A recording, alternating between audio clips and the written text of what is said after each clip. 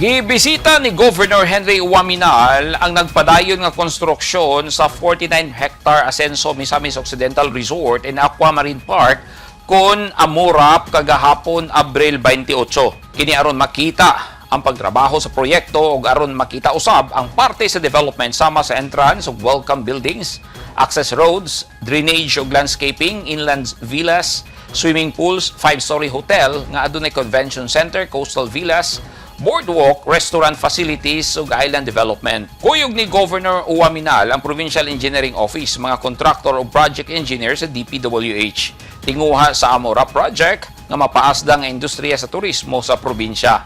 Nahimutang sa Barangay Libertad, Baho sa lungsod sa Sinakaban ang proyekto. Ang nagpadayon nga infrastructure projects makatanyag dili lang retreat alang sa mga bisita apan mapakita ang kamahinungdanon sa lakang ngadto sa malungtarong paglambo sa ekonomiya alang sa probinsya. Ugaling mahingpit ang proyekto, tawgon kiniisip Maldives of Mindanao.